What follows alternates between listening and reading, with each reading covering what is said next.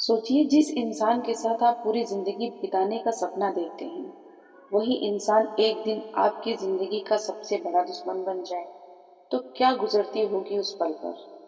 क्या होता है जब 7 जन्मों तक साथ निभाने की कस्में खाने वाले हाथ एक ही रात में किसी की सांसें छीन लेते हैं। ये कहानी सिर्फ एक हत्या नहीं है, ये कहानी है प्यार, भरोसे, टूटते रिश्ते और उस अंधेरे की जो धीरे धीरे इंसान के अंदर घर कर जाता है।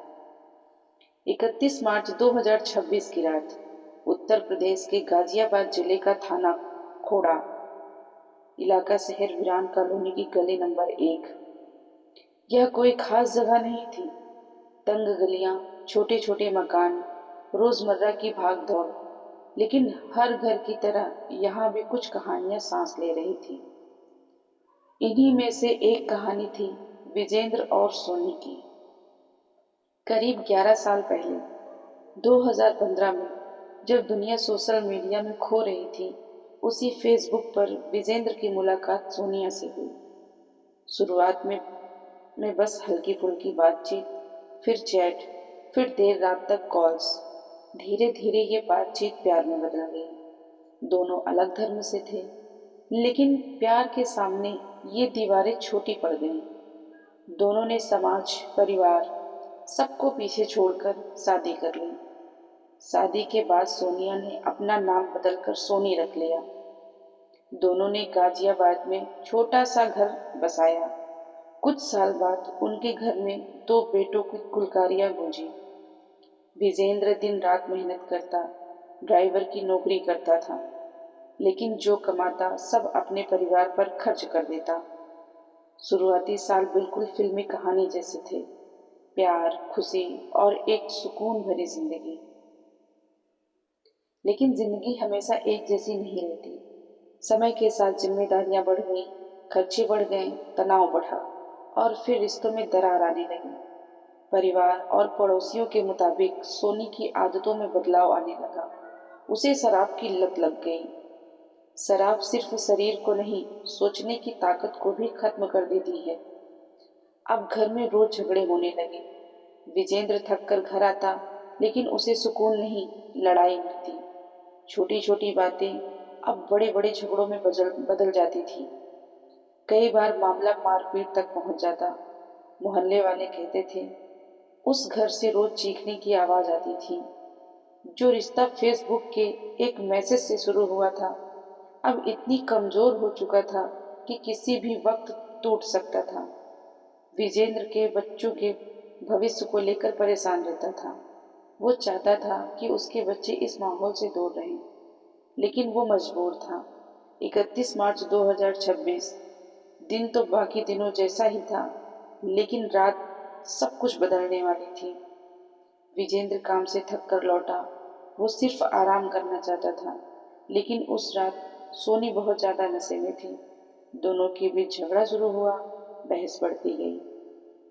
उस रात कॉलोनी में कहीं डीजे बज रहा था। तेज आवाज, इतनी तेज कि घर के अंदर की आवाज बाहर नहीं जा सकती थी। थका हुआ विजेंद्र हार कर चारपाई पर लेट गया। उसे लगा सुबह तक सब ठीक हो जाएगा, और वो सो गया। लेकिन सोने के अंदर गुस्सा और नशा अब काबू से बाहर था। वो उसे सोते हुए देख रही थी। वही इंसान जिसके लिए उसने सब छोड़ा था, और फिर उसने एक ऐसा कदम उठाया जिसने सब कुछ खत्म कर दिया। गुस्से में आकर उसने सोते हुए विजेंद्र का गला दबा दिया। कुछ रिपोर्ट्स के मुताबिक उसने तकिए से उसका मुंह और नाक दबा दिया। विजेंद्र ने शायद बचने की कोशिश की होगी, छटपटाया होगा, लेकिन बाहर डीजे की आवाज और अंदर नशे की ताकत, उसकी आखिरी आवाज किसी तक नहीं पहुंची। कुछ ही पलों में सब खत्म हो गया।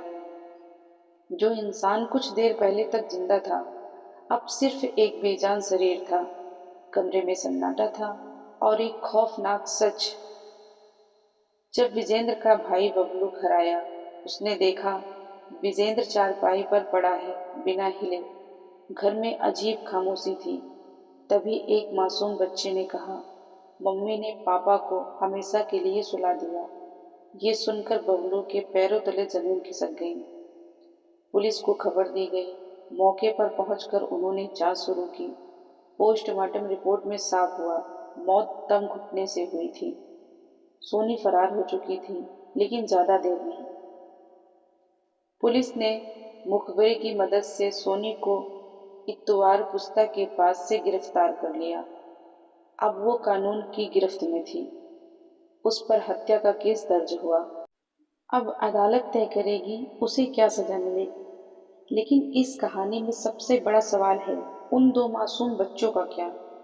पिता अब नहीं रहा, माँ जेल में है। उनकी दुनिया एक रात में खत्म हो गई। क्या ये सिर्फ नशे का असर था, या 11 साल के रिश्तों में जमा हुआ गुस्सा। क्या प्यार सच में अंधा होता है, या कभी कभी वो डरावना रूप ले लेता है। दोस्तों, अगर आपको हमारी ये वीडियो अच्छी लगी हो तो आप हमारे वीडियो को लाइक करें और हमारे चैनल को सब्सक्राइब करें। मिलते हैं आपको नेक्स्ट वीडियो में।